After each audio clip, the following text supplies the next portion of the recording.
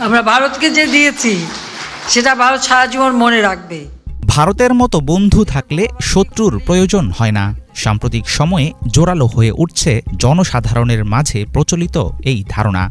গত ১.৫ দশক ধরে স্বৈরাচারী নেত্রী শেখ হাসিনার ক্ষমতায় থাকার পেছনে ছিল নয়াদিল্লির একচেটিয়া সমর্থন। অভ্যন্তরীণ কোন্দল আর সংঘাত সহিংসতায় বিপর্যস্ত সেভেন সিস্টার্সের বিভিন্ন রাজ্যসহ ভারতের নানা অংশ নিজের ঘর সামলাতে ব্যর্থতার পরিচয় দিলেও বাংলাদেশ, মিয়ানমার, নেপাল, শ্রীলঙ্কার মতো পড়শি রাষ্ট্রের রাজনীতি নিয়ে রয়েছে দিল্লির অতি আগ্রহ। অন্য দেশের সরকারে প্রভাব বিস্তার করতে পারলে কি লাভ ভারতের?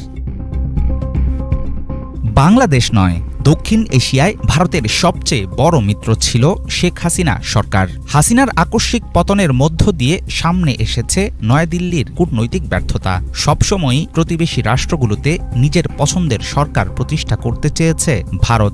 ২০১৩ সালে বাংলাদেশে এসে একটি রাজনৈতিক দলকে ভোটে অংশ নিতে বলেছিলেন ভারতের সাবেক পররাষ্ট্র সচিব সুজাতা সিং। গত ১ দশকের মধ্যে শ্রীলঙ্কার ক্ষমতাসীন প্রেসিডেন্টের বিরুদ্ধে বিরোধীদের একজোট করার চেষ্টা চালিয়েছে দিল্লি। নেপালের সংবিধান পছন্দ না হওয়ায় দেশটিকে ফেলেছে অবরোধের মুখে।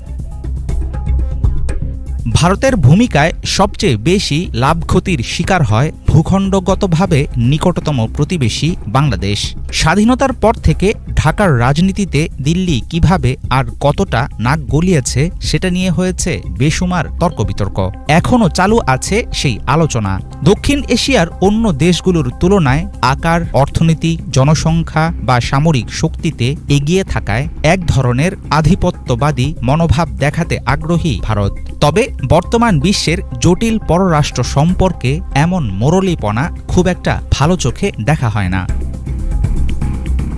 শ্রীলঙ্কার সাবেক প্রেসিডেন্ট মাহিন্দা রাজাপাকসে ছিলেন একজন চীনপন্থী নেতা। ২০১৫ সালে বিরোধী দলগুলোকে ঐক্যবদ্ধ করে তাকে হারানোর ক্ষেত্রে অন্যতম প্রধান ভূমিকা রেখেছিল ভারত। দিল্লির সহায়তা ছাড়া মৈত্রীপালা সিরিসেনার পক্ষে ক্ষমতায় আসা হতো খুবই কঠিন। ভারতের বহু পর্যবেক্ষক বিশ্বাস করেন দেশটির উত্তর পূর্বাঞ্চলের জঙ্গি গোষ্ঠীগুলোকে দমনে হাসিনা সরকারের নানা পদক্ষেপের কারণে আওয়ামী লীগকে দীর্ঘদিন ক্ষমতায় দেখতে চেয়েছিল দিল্লি। হাসিনার লজ্জাজনক পতন থামিয়ে দিয়েছে পুরনো মিত্রতার গতি।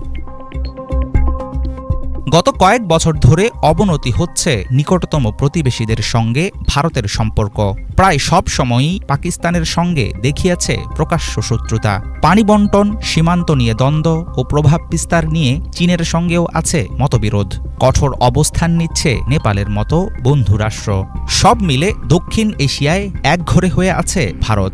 হাসিনার আমলে বাংলাদেশের সাথে যেভাবে একতরফা লাভের রাজনীতি করে গেছে দিল্লি, ভবিষ্যতে সেটা আগের মতো সহজ হবে না বলেই মনে করেন আন্তর্জাতিক